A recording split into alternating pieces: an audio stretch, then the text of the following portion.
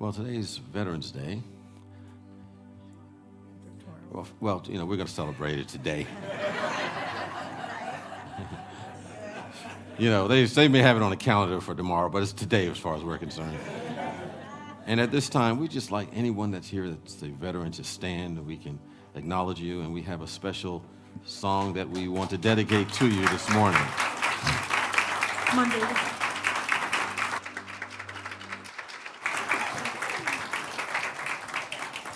And in honor of you, there's going to be a song, God Shed Your Grace on Us. Stay standing. This is especially for you all, if you don't mind, if you so desire. 1, 2, 3.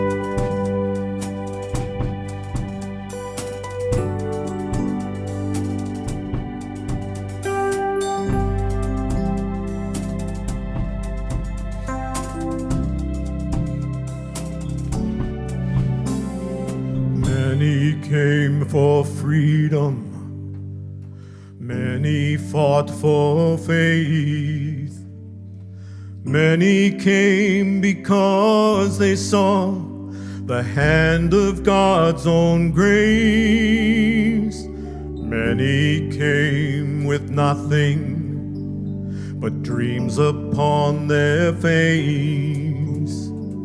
Many came because they found a refuge in this place.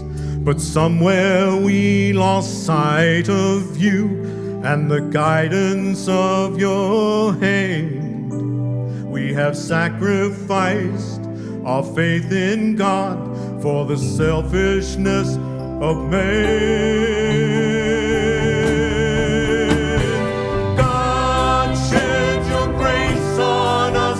Restore our hope, rebuild our trust, pour out your grace and mercy on this land. God, shed your grace on us with all that you call good and just. With our amazing grace, help us to stand. Shed your grace upon this land.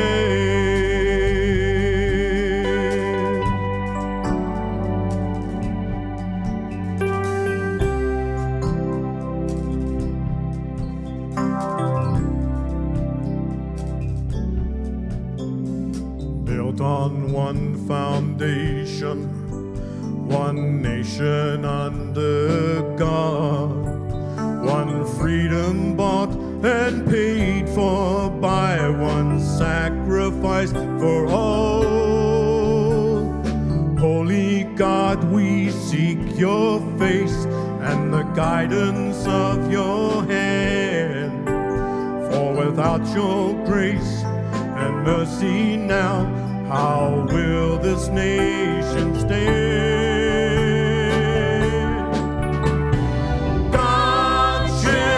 Grace on us, restore our hope, rebuild our trust, pour out your grace and mercy on this land. God, shed your grace on us with all that you call good and just. By your amazing grace, help us to stand. Shed your grace upon this land. In our time of need, God, as we perils that we face, every choice we make from here, we ask for out your grace, your grace. God, shed your grace.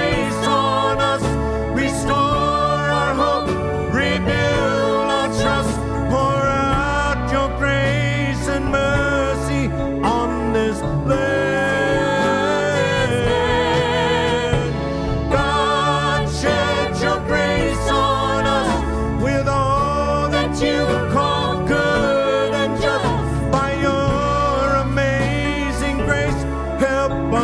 stand. God, shed your grace upon this land. God, shed your grace upon this land. We need your grace and mercy, Lord, upon this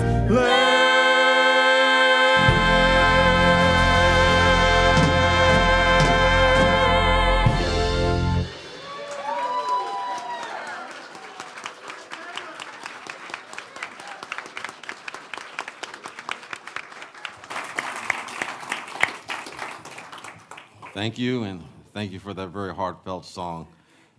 I think all of us felt that on some level of our being, so thank you very much.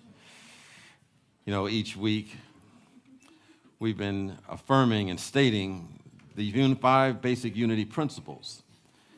In the event someone asks, well, what does unity stand for? What are our beliefs?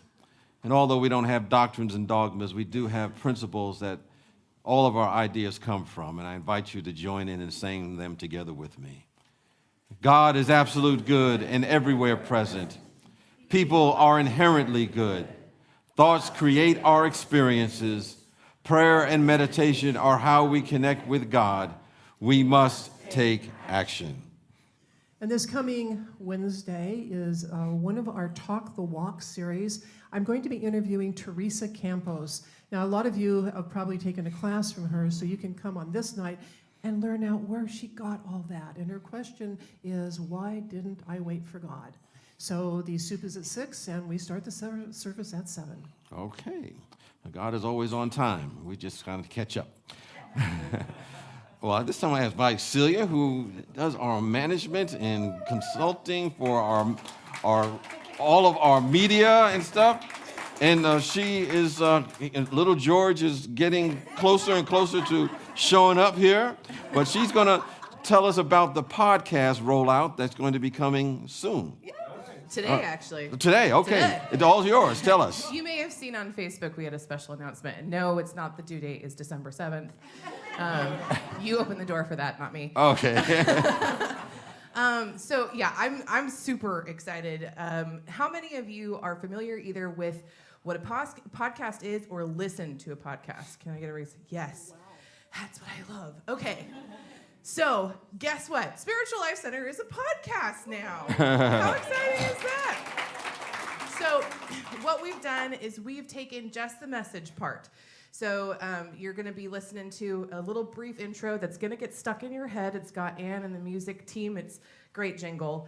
And then the message from the previous Sunday. And so it rolls out every Tuesday or Wednesday. And it's free for anybody. Subscribe on your favorite platform. We've got on Spotify and on Podbean right now.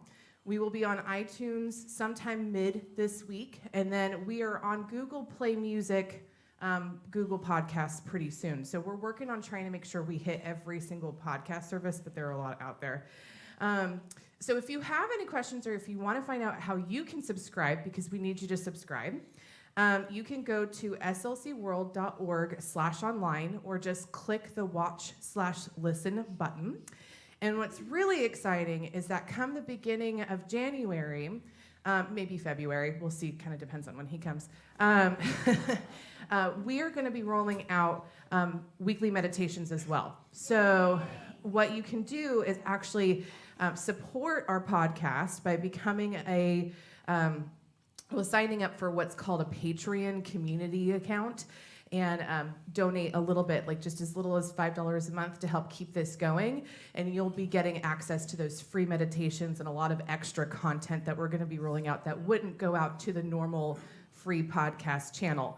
So if you have any questions, feel free to come find me in the middle of services or go online and click that watch and listen button. And we are so excited to be podcasting. All righty. Thank you, Celia, for making that happen. I should say Celia and George. Many of you are probably familiar with the giving tree that we have in the courtyard every Christmas. It's the Windspring Family Resource Center puts that tree out there with stars on it with children's names and what they would like for Christmas. That will be starting on November 24th, going through December 15th. And we're talking about it today because as a thank you, that organization has provided our refreshments out in the courtyard. So go partake of whatever goodies. I think they're even having fruit this morning. So check it out. And on December the 8th, Garland Landreth will be us for the Sunday talk, as well as a 2-part workshop, and individual one-on-one appointments are also be available. If for those who may have watched the movie, What the Bleep Do We Know, that came out many years ago, he was one of the individuals in that movie. And so we have a video, I believe, that will show a little bit about what his workshop is about, hopefully for you to attend.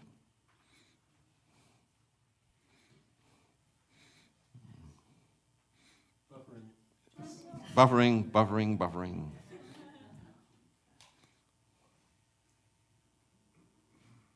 Hi, I'm Garland Landreth, and you might have heard of my research in the movie What the Bleep.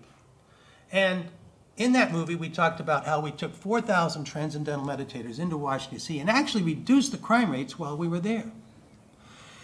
Now, in this seminar, what you'll be learning is how to create the life of your dreams by using cutting-edge techniques combined with quantum field technology. Now, to date, I've probably taught well over 30,000 people how to manifest the life of their dreams. And one of the questions I always ask in all my seminars is how many people know what their problems are, but they keep making the same mistake over and over again?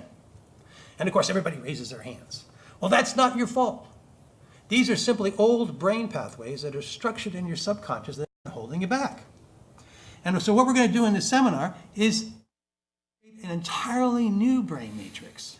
That is, by combining these 3 amazing techniques. First one is EFT and tapping. The second one is Ho'oponopono. And the third one is heart math. The new frontier in energy work is the subconscious. In fact, Bruce Lipton and Deepak Chopra both said that unless we can somehow clear out the subconscious, we're not going to be able to manifest very well.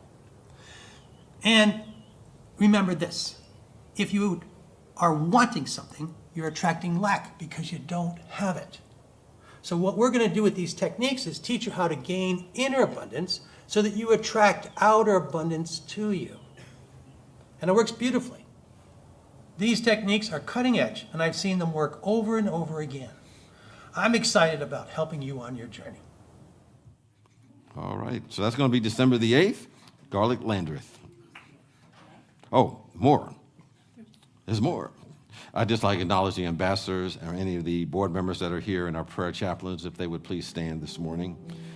And the ambassadors are wearing the rainbow ribbons, and they're here to help answer questions that you may have about Spiritual Life Center, point you in the right direction, let you know ways that you can get yourself involved in the community, and they're just here to hold that consciousness of ambassadorship for our Spiritual Life Center home. So we thank them for their presence. Our board members that are here this morning are wearing the purple ribbons with their name badges, and they provide the strategic oversight for our community, and they bring tremendous skill and time and talent really to keep us moving forward as a community as a whole, and they're also available to answer questions that you may have. And then, of course, our prayer chaplains are wearing the white stoles, and they hold consciousness of prayer for our community as a whole, but also are available to pray with you right after the service here in the sanctuary or in the courtyard. If you're going through some sort of challenge or you just want to leverage some joy that you have, they'll just bring more of that joy into your life by holding that consciousness of prayer with you. And so we thank them for their service and the contribution that they make for our community. If you're with us for the very first time today, in a moment we're going to ask you to raise your hand. But first, there are just many, many ways to become connected here at SLC. The people that Reverend James has just introduced are a good start. We will also be giving you a card that you can fill out, and we hope you fill it out legibly so we can actually communicate with you. There is a welcome table right outside the door, so you can either put that card in the offering basket, or you can take it out to the welcome table, and they have a very special gift for you if you do that. So if you're here for the very first time, we just invite you to raise your hand so our greeters and ushers can give you that information. We'll give you that card that you can fill out, but also a purple ribbon that we invite you to wear on the left side of your body, right near your heart. And so we give you that special spiritual life center greeting. So we thank you for showing up and giving us your consciousness, your divine love that you are, and we appreciate your presence. And at this time, we just invite everyone to greet someone who's new or someone who's been here for a long time and just say, you are marvelous and glad you are here.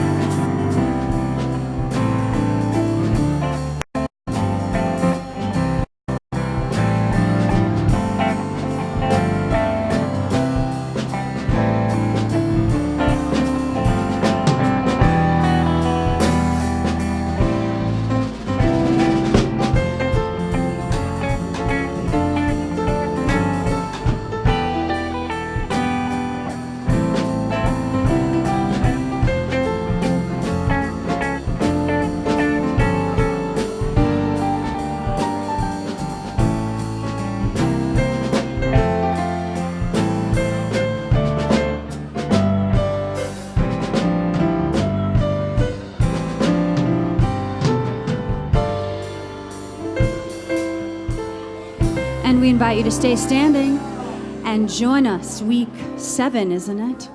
Week 7 of Faith in Action. Week 6, I don't know. Oh, it's 6. See, I'm skipping ahead. Week 6. We're going to sing I'm All In, Faith in Action song. Here we go. On the how-to list for happiness, so many have so much to say. To find your bliss, you have to deal with what gets in the way. You don't have to be a chameleon just to feel like you belong. Standing firm on sacred ground, you are resilient and strong. Just let your story be told. Be authentically bold, beautifully imperfect as you gently unfold. Speak your truth, raise the roof, brave enough to share, it'll take you there. I'm all in, I'm all in. Whoa, oh, oh, oh. I'm all in, I'm all in. Wherever I am is where I begin. I'm all in, I'm all in. Whoa, oh, oh, oh. I'm all in, I'm all in. Whenever I feel my heart opening, I'm all in, I'm all in. When the shame storm stirs the darkness, blowing up all your stuff, you're left standing in a puddle of I'm not good enough. You try to hold on to your footing on those shifting shores of shame, gazing across the swampland, looking for someone else to blame. You know the pain of shame and the blaming game are two sides of a mirror that are one and the same. Shake it out, shout out loud, say it in a prayer, it'll take you there. I'm all in, I'm all in. Whoa, whoa, oh, oh. I'm all in, I'm all in. Wherever I am is where I begin. I'm all in, I'm all in. Whoa, whoa, oh, oh. I'm all in, I'm all in. Whenever I feel my heart opening, I'm all in, I'm all in. I'm all in, I'm all in.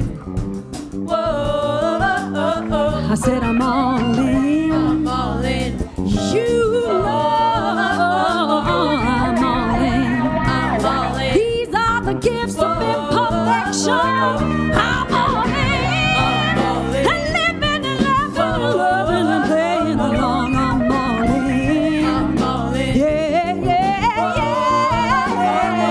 I'm all in, I'm all in. That's my story and I'm sticking to it. I'm all in, I'm all in. Whenever I feel my heart opening, I'm all in. Please be seated.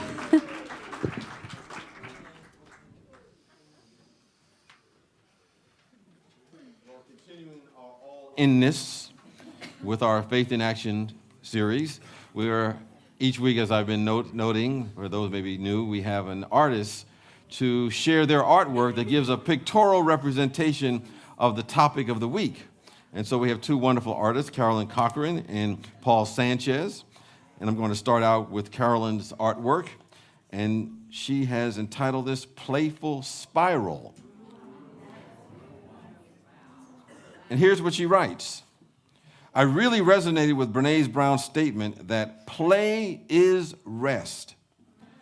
This describes how I feel when I'm doing my art. It is restful, and I'm having fun creating something. Any kind of play can create that restful feeling, that experience when time stands still and you are just in the joy of the moment.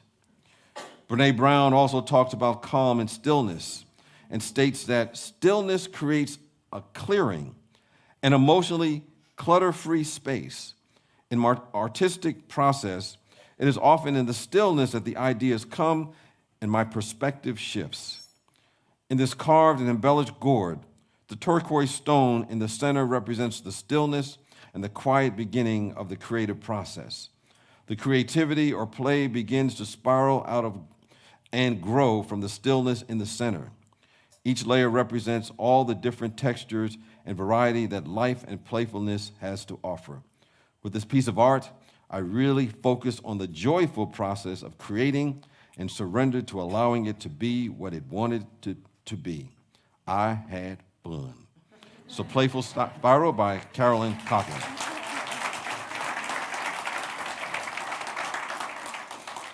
And our next artist in residence, Paul Sanchez, writes this about his artwork. We cultivate play and rest while letting go of exhaustion and productivity. Play is not an option. It is a biological need. We can detox from limiting voices that tell us that we are too busy to play or that exhaustion is a status symbol of hard work.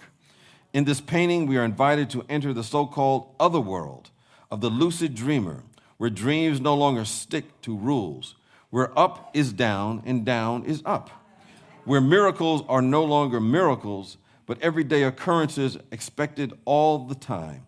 Imagination is reality. You find the fun in work and let go. You are the dreamer and you are flying. You are playing. Ascending Everest is no longer considered impossible, hard work, or even an elusive bucket list item. You, the dreamer, are still, calm, balanced, and renewed. It is playtime, and you are free to ascend. Paul Sanchez for this week.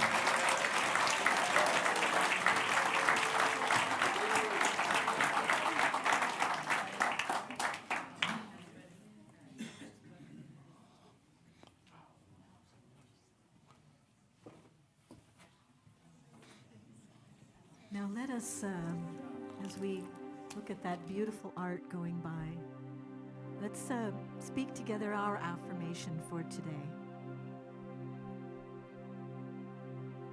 I cultivate play, rest, calm, and stillness by releasing exhaustion, productivity, and anxiety as a way of life.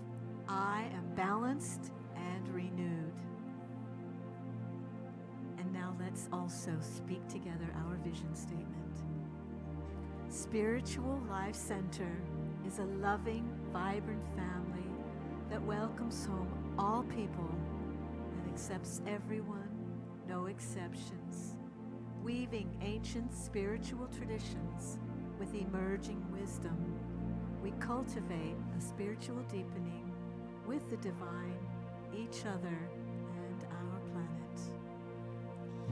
And now, in preparation for meditation, I invite you to take a nice deep breath, settle into your chair, knowing that all is as it should be.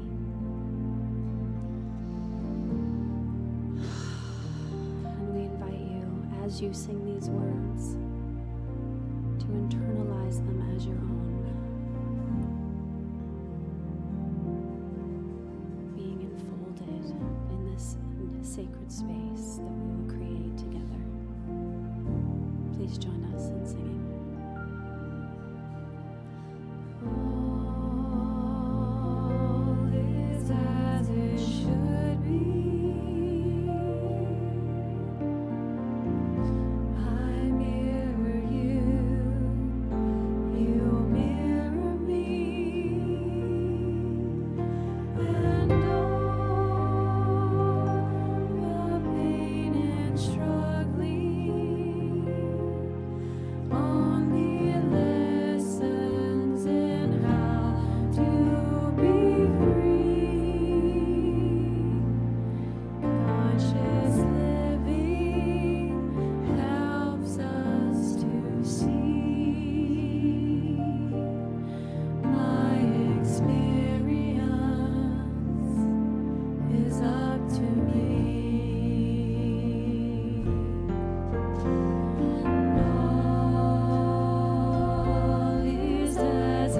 should be.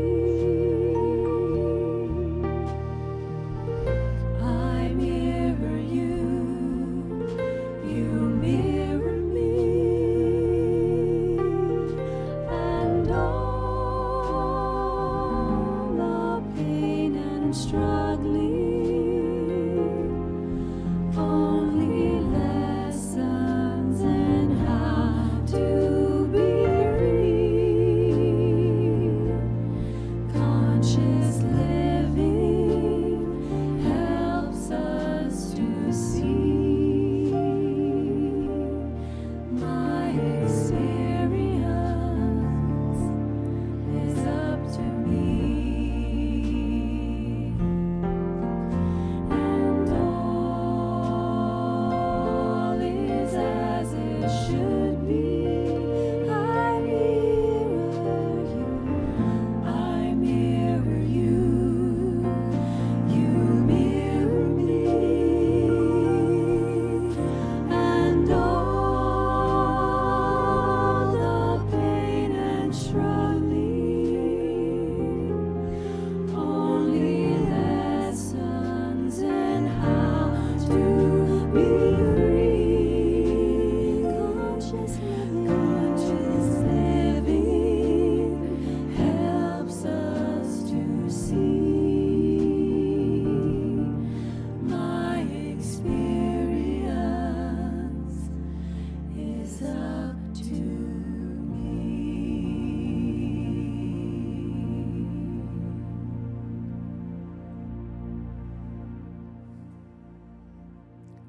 As we move into this time of inner connection, take a breath and just let it go. Relax into your chair. Feel your arms and legs relax. Relax your eyelids. Take another breath and let that one go. And now simply breathe naturally and allow yourself to drift up into a light daydream. You're standing in front of a very tall hedge. It goes as far as you can see in both directions. But looking more closely, you see that there's a small opening in the hedge. As you walk through, you realize that you're stepping into a garden maze. It's not what you were expecting, but you step forward with confidence. And then you start to follow a path, going through one opening and then another. And then you turn, and it's a dead end, like happens in mazes. As you turn around to go back to where you came from, you realize that the path is actually made of polished colored stones. And as you begin to move in a different direction, these colored stones begin to glow. The colors dance along the path, guiding you. And so you follow the twinkling stones until you come to another turn and the color starts to fade. So you stop and you breathe and you listen. And then as you look back at the junction, the colored stones begin to light up again, leading you in a different direction. And so you follow, walking along this brightly lit path. And with every turn, every time now that you come to one of those dead ends in the maze, you back up to the junction and you stop and you wait until the guidance comes and the path glistens and shines and sparkles.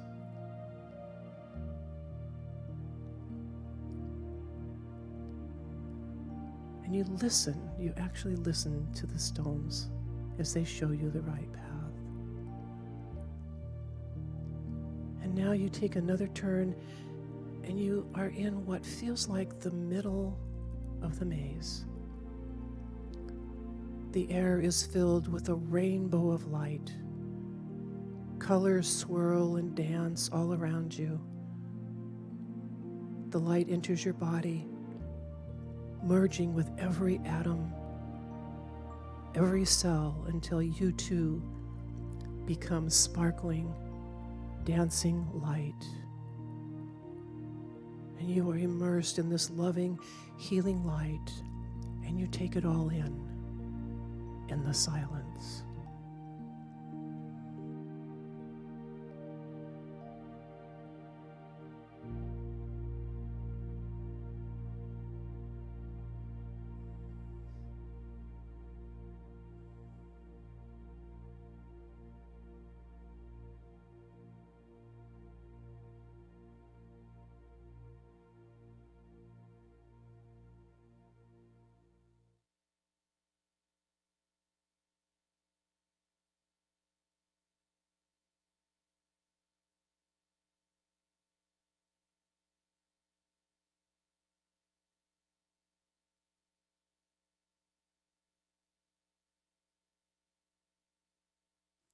This loving light is a part of you now. As you take a step to make your way out of the maze, you realize something. It's not a maze at all. You are actually in the center of a labyrinth. You can see now that there were never any real blocks to the path. The twists and turns were simply the pattern of the labyrinth taking you back and forth, helping you release fear, showing you how to listen to your divine guidance, filling you with love. Now you follow the shining stone path, gracefully, lovingly, to wend your way back to the entrance of the labyrinth. And when you get there, you turn to face that labyrinth one more time, and you bow in gratitude and respect for the lesson of release, the lesson of listening, the inner wisdom you have gained, and for the love that overflows your soul. Your light body begins to coalesce into your dream body. And as you settle into your physical body, please receive this blessing. Oh, my beloved, allow your life to be guided by the pure love that dwells within you. Love is with you always. Love never fails. Love is all there ever was. Love is all there will ever be. Since there is only love, you must also be love. Remember this always.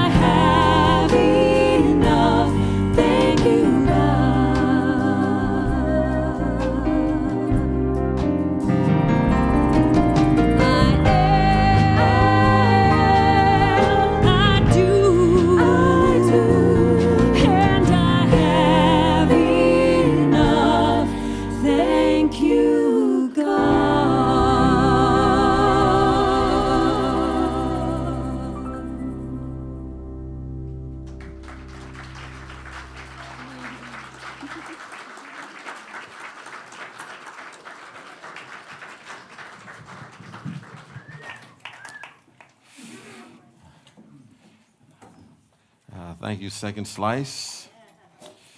Got us in that vibration this morning of divine love, moving at the speed of love. Well, here we are at week 6 of our Faith in Action series. Did I miss something? Something just flashed past me. And I was just thinking that, between, the music and the art and the meditation, the topic is always covered by the time I get up here. We love what you have to say, Jim. Okay, all right, I'll take it. So anyway, as we're looking at this week's topic from Brene Brown's book, the what is it called again? The Gifts of Imperfection, yes. See, I can be imperfect and still be okay. I was thinking back to the time that I was in college, and I had a classmate. He was brilliant, bright. He was one of those guys that, graduated magna cum laude. I was nowhere near that. I was like, more like, thank you, Lordy. Thank you for getting me out of here. And I used to observe him when he, he used to work so hard. I mean, like all the time. And I said, well, maybe if I could just emulate what he would do, then maybe I would get a little better too. So I used to just follow him when he go to the library. If he would go, I would be there. And I noticed that when I would go, particularly when we had like what they call this period of time where you just prepared for finals, I'd go there and he would already be there. But I'd be hanging in there with him. And then I said, I'm hungry. I'm going to go eat. I'd leave and go get something to eat. He'd still be there. And then I'd stay there for another 4 or 5 hours there, and he was still there. And I said, well, it's time for me to go get some dinner, So I'd go and get some dinner, and I'd come back, and he was still there. And then I said, well, after that, I stay, and I said, well, it's like late at night, like 10, 11 o'clock, time for me to get some sleep. He was still there. And so he would do this every day, and then I came to the realization I couldn't keep up with this at all. But I say that because I used to talk with him from time to time, and he would never really be happy. He was really on the idea that he had to work harder than everybody else, or he wouldn't feel really good about himself.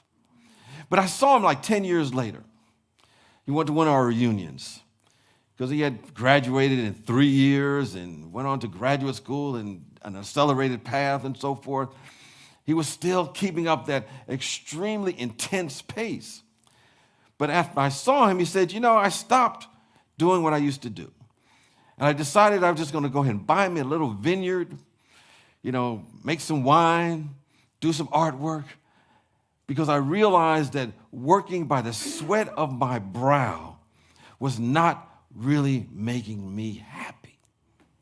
And he let all of that go because he said he had gotten a different message, that life was so much more important for him to take time to go apart and appreciate those times of silence, those times of stillness, those signs of just being away from all the hustle and bustle. And what I think he did, he created a new definition of success for him. He stopped buying into the idea that, he had to exhaust himself with work in order to prove his self-worth. He had a revelation. He said he was called to something higher because he was working himself to really enhance, as Brene Brown would say, his status for people around him. But I think that's the true calling for all of us to answer the call that we have. Because I think there's something deep within us that says, bring out the truth, your authentic self. And don't worry about what others say you should be doing in your life in order to be successful, in order to be happy. There's a pull, I think, that's out there. It's almost like, I remember one time I was in an office and I had some plants that were kind of outside the view of the sunlight of the window coming in, the sun rays coming in. And for some reason, I used to see the plants, when the sun would come in, it wouldn't be right where they were, or where it was. I don't know. I'm talking to them like they're like human beings. But they would like be leaning into the sun. And I think there's something in us that's calling us to lean into our true, authentic self.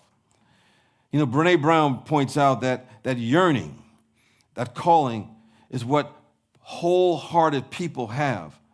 They live from a sense of worthiness, and that sense of worthiness is called play.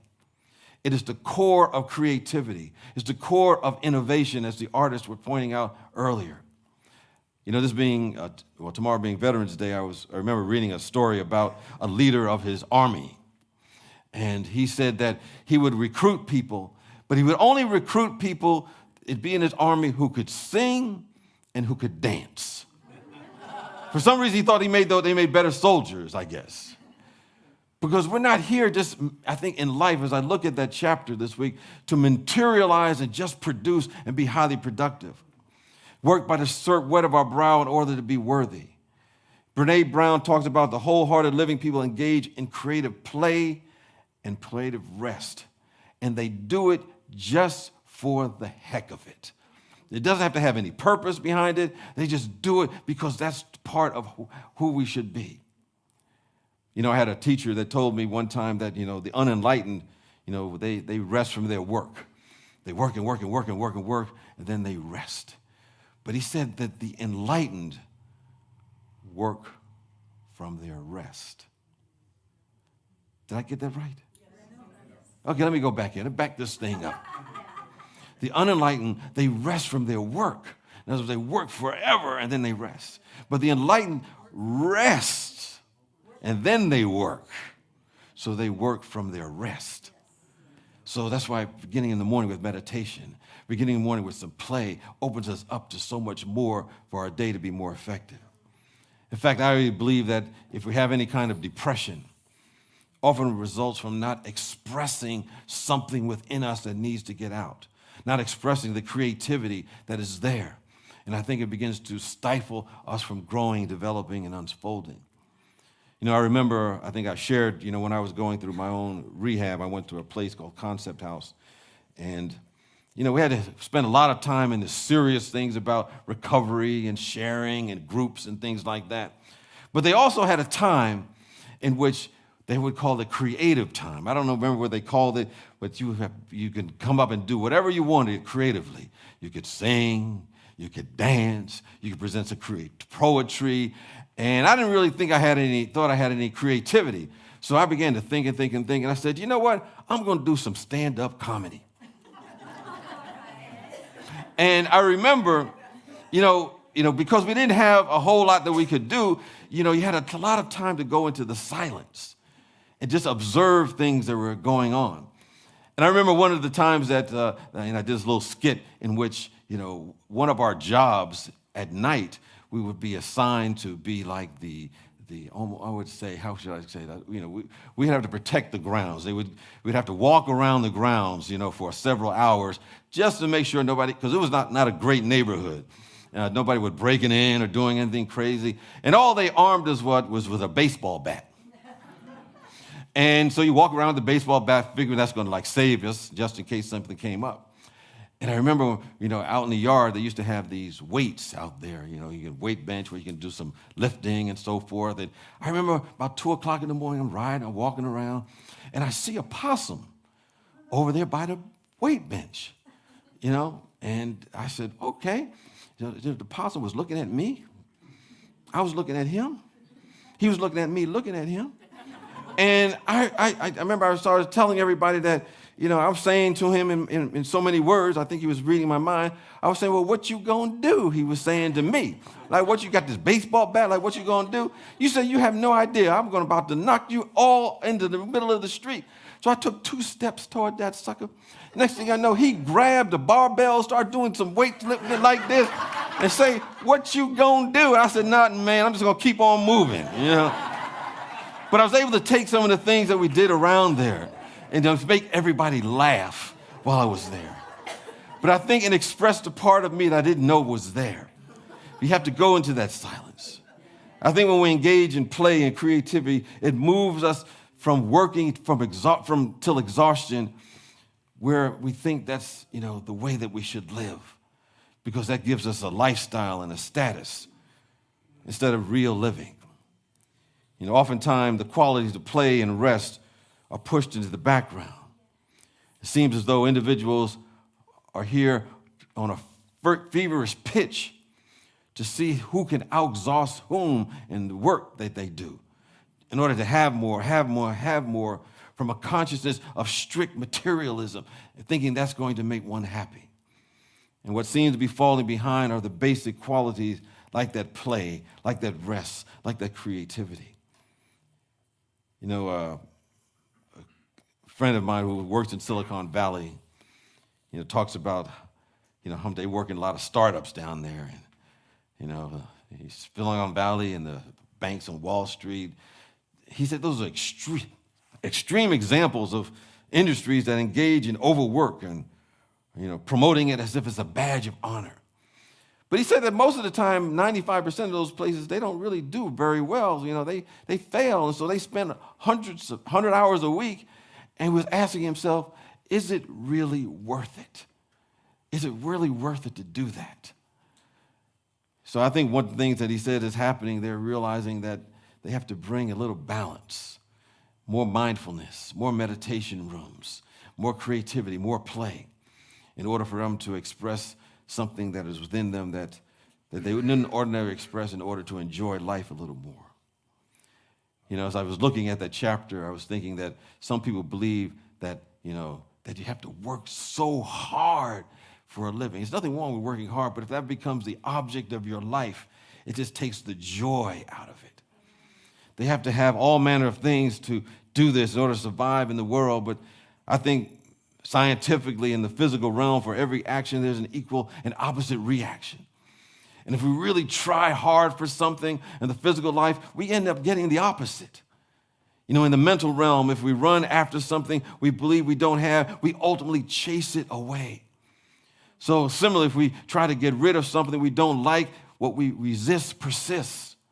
So on the physical and mental level, we get an equal and opposite reaction. And in the mental and physical plane, the harder you work, sometimes the harder it is. You know, I talked to some athletes that are really, really great. And what they say that the best that they're at it when they're able to relax, where they're not in that struggle of trying to make it happen. So I think what we want to do is engage a little bit more of that rest and creativity in our daily living, where there is no opposite reaction.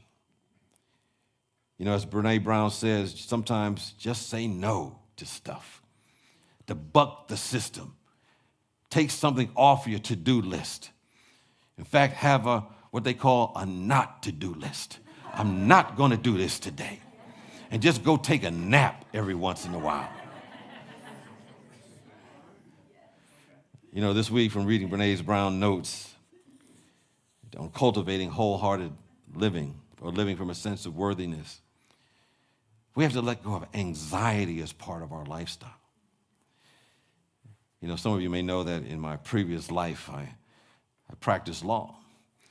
And earlier on, I was doing some criminal defense work. And I remember one time I was representing a young teenage client. And he was charged with multiple felonies, like about 8. I mean, like a bunch of them. And he had come from a group of people that you couldn't mess up his case. Anyway, if he got convicted, he was going to go to prison for a long time. So he elected his right to go to trial. And if you talk to anyone who's a trial lawyer, they'll tell you the most anxious moments of a trial is not during the proceeding itself, but the most anxious time is when the jury goes back to deliberation up until that moment that they hand the verdict to the clerk. And as I look back, I wondered why I had so much high anxiety waiting for that. Because other than the jury deliberating, all we did was wait. So it should be like, just kick back and chill. But I think part of the anxiety is anticipating the outcome and not knowing what it was going to be. But I think the major reason that I had so much anxiety, and we often have anxiety, is that we have no control at that moment. You know, during the trial, you can jump up, object, cross-examine, and do all those things. You know, you feel like you're doing something. And that lack of control is correlated to the anxiety that we feel. You know, there's a philosophy called Stoicism. ancient Greek philosophy. And for some, it's a spiritual path. And it's helpful in helping us overcoming those kind of anxious moments. You know, the Stoics note that to reduce anxiety, it's important to make a distinction between what we can control and what we depend upon others to do that is beyond our control. So during the trial, I have certain control in my preparation and research and presenting the best arguments possible, but I have no control of what the jury does after it enters into that room, since no one has any say-so behind those closed doors. So I was wondering as I look back, why be anxious over something I can't do anything about? The Stoics would say, let that part go, because you don't have any control over it. You know, in our life experience, we may have control over certain processes, but we don't have control over the outcome. So we do the best we can to cover those parts that we have control over, and we let go of the rest. By letting go of the rest, we reduce a lot of the unnecessary self-inflicted anxiety. You know, someone may have a business, they need to hire clients or sign up more clients. You know, they may have control over their proposal and the presentation. That's maybe in their control. But they don't have any control of whether or not they actually sign up. Someone may be writing a book, and it may be out of their control to make that a New York Times bestseller, but what they do have in control is the ability to write the very best book that they can. You know, in my previous occupation, many lawyers want to teach at prestigious schools, but, you know, they want to teach at Stanford or Berkeley in this part of the world. But that's beyond their control. That's up to a hiring committee once they do their part. So we must make a distinction between what we can control and what we can't, what we can release and what we can't. If we do that, we can reduce our anxiety substantially. You know, as I was trying to summarize, you know, this readings for this week from Brene Brown's book, I recall a story of a young man. He had lost his sense of joy. He was in a constant state of anxiety. And he went to his doctor. His doctor wasn't a psychiatrist, just a doctor. And he said to his doctor, you know, I'm at a dead end. Can you help me? And the doctor said, well, I don't really know, but let me ask you this. When were you most happy as a child? And he said, well, it was probably when I went to the beach and I was able to go to this cottage. And the doctor asked him, well, can you follow instructions for one day? And the young man said, well, I think so. I'm ready to try anything because my life is out of control. And so the doctor told him to drive to the beach and to take him some lunch while he was there. But don't bring anything to read. Don't bring any music to listen to. You know, don't listen to anything in your car, your iPod, or, you know, anything like that. And the doctor gave him 4 prescriptions. And he wrote a few words on each one of those prescription notes. And he said, every hour, starting at 9 o'clock, every 3 hours, starting at 9 o'clock, take out the prescription and use the prescription. In other words, at 9 o'clock, at 12 o'clock, at 3 o'clock, at 6 o'clock. And the guy said, you must be joking. And he said, doctor said, you won't think I was joking once you get my bill.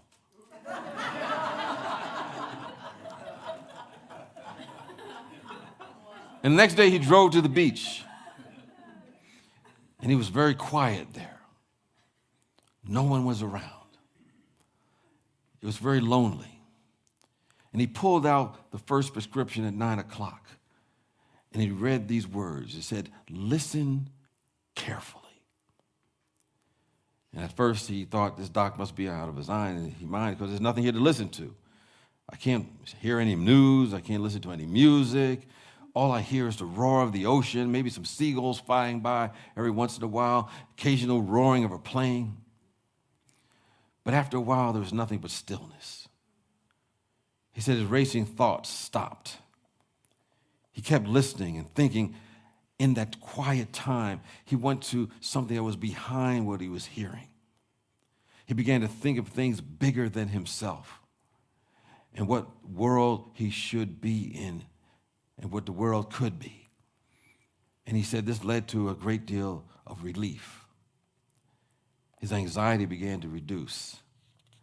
And he relished in that for several hours until it came to the 12 o'clock and he had to pull out the next prescription. And the next prescription said, try reaching back. And he thought to himself, back? Back to what? But suddenly he began to think back to the wealth of happiness that he had half forgotten. He remembered maybe 20 years ago, he was on his fishing trip with his brother who had died in a war. But at that moment, when he was thinking back and he was reaching back, he closed his eyes. And for a moment, he saw his brother. He recalled the time that they enjoyed the humor and the playfulness, and he saw the eagerness in his brother's eyes. And he recalled the time that he was fishing with his brother, and his fishing pole was bending after hooking some fish. And then all of a sudden, that image was gone. But he reached back, and as he reached back, he touched into happiness. And then it came time for his 3 o'clock prescription. And he thought up until this point, well, this has been pretty good, pretty easy. I kind of enjoy doing this. But this prescription caught him off guard. And this prescription said, re-examine your motives.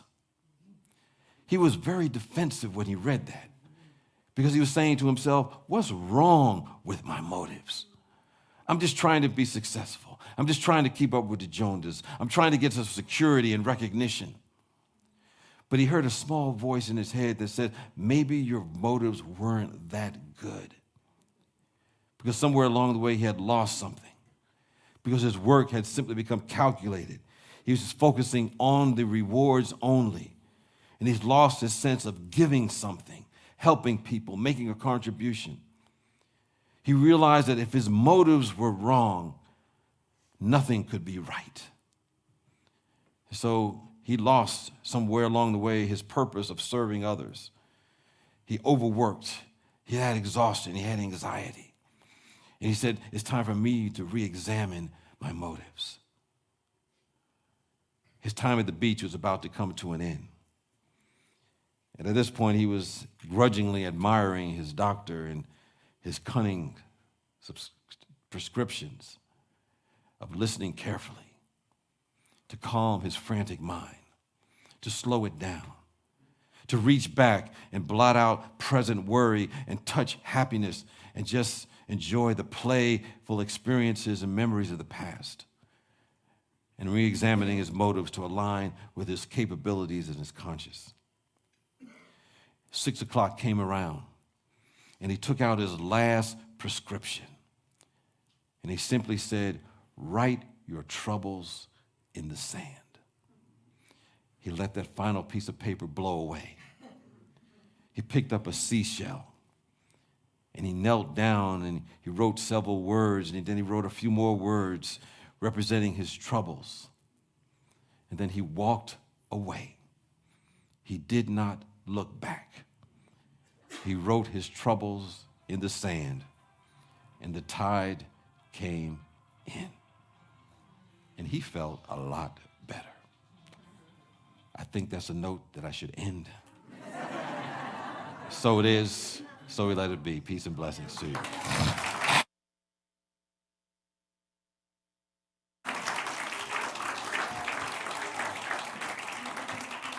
In the next week, if I finish up our last week of Faith in Action, I will tell you exactly how to follow your bliss.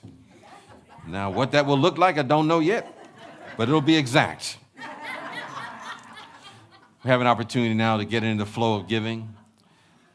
I invite you to take your tithes, your gifts, your love offerings, and symbolically raise them to the heavens and know that we're in a principle that says what you give eventually comes back to you in ways that you never imagined.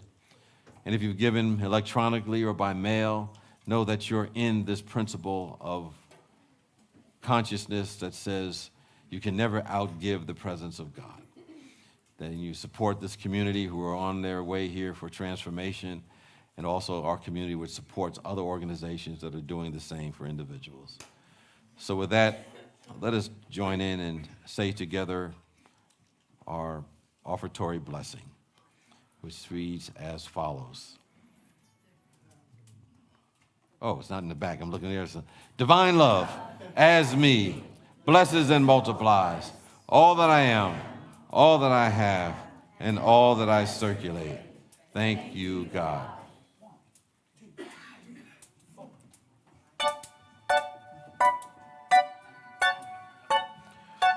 Okay. I just realized we missed the cell phone. It's hard for me to let go, hard for me to breathe, knowing that I gotta control it all. Hard for me to let go this anxiety, feel it when it's slipping through my fingers. I've been losing my sleep, I've been losing my cool. I can feel my heart go boom, boom, boom, staring at the ceiling, feeling like a fool. I'm going under and I know it, but I hear you whisper to me. If I lose my grip, I can see that you are carrying me. Oh, I'm gonna let it, I'm gonna let it go. Oh, 'cause if I trust it, I can move with your flow, being carried in the current of your love. When I lean into your arms, you're enough. So I'm gonna let it, I'm gonna let it go.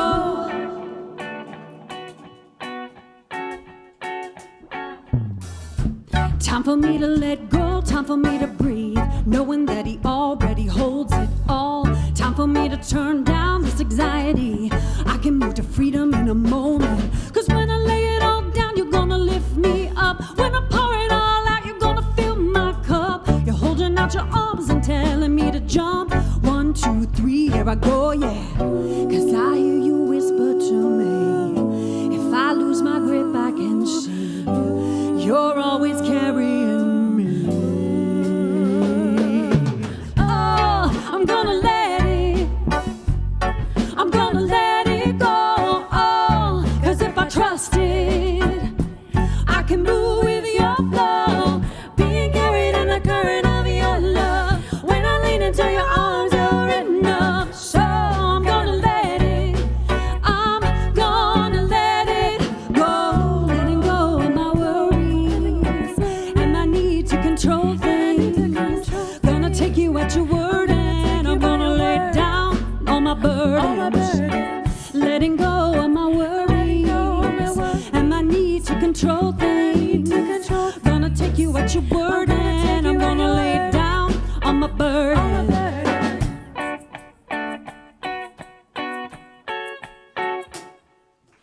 Oh, I'm gonna let it, I'm gonna let it go. Oh, 'cause if I trust it, I can move with your flow, being carried in the current of your love. When I lean into your arms, you're enough. So I'm gonna let it, I'm gonna let it go.